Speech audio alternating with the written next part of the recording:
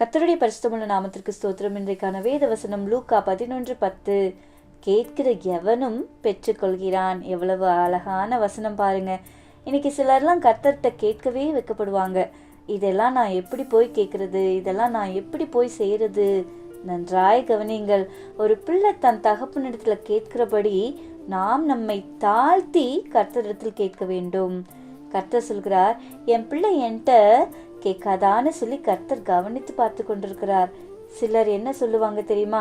கர்த்தருக்கு எல்லாம் தெரியும், அவர் கொடுத்துருவாரு. கர்த்தருக்கு எந்தெந்த இடத்துல எந்தெந்த டைம்ல என்னென்ன கொடுக்கணும்னு அவர் பார்த்துப்பாரு. கர்த்தருக்கு தெரியும், கர்த்தருக்கு தெரியும்னு சொல்லி வாயை திறந்து கேட்கவே மாட்டாங்க. அப்படி அல்ல. நம்முடைய தேவைகள் என்று வரும்பொழுது நம்முடைய ஏக்கங்கள், நம்முடைய விருப்பங்களை நாம் இருதயத்திலே வைத்து பூட்டி கொள்ளக்கூடாது. அதை என்ன பண்ணணும்? வாயை திறந்து கேட்கணும். அதை கேட்கும் பொழுது கர்த்தர் சொல்றாரு, நீ கேட்குறியா, நீ பெற்றுக்கொள்வாய்.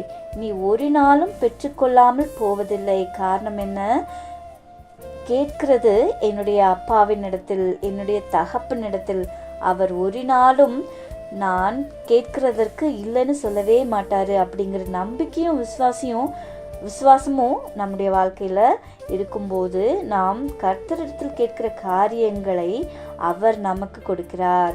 நாம் கேட்கிற காரியங்களை எப்படி கேட்க வேண்டும் அப்படின்னு பார்த்தா, யோவான் 14:14 சொல்கிறது, என் நாமத்தினால் நீங்கள் எதை கேட்டாலும் அதை நான் செய்வேன் என்று கர்த்தர் வாக்கு கொடுக்கிறார். எப்படி கேட்கணும்னு தான் தெரிய மாட்டேங்குதே. கேட்கணும்னு தெரியுது, ஆனா எப்படி கேட்கணும்னு தெரியலையே. நல்லா கவனிங்க.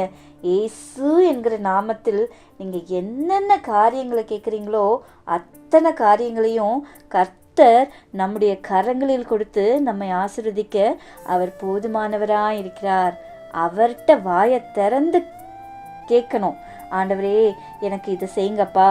ஆண்டவரே, என் வாழ்க்கையில் இதை செய்யுங்கப்பா, என் வாழ்க்கையில் அற்புதத்தை செய்யுங்க அப்படின்னு சொல்லி இயேசு என்கிற நாமத்தில் நீங்கள் கேட்கும் பொழுது தினக்கும் நம்ம ஜெபத்தை எப்படி முடிக்கிறோம்?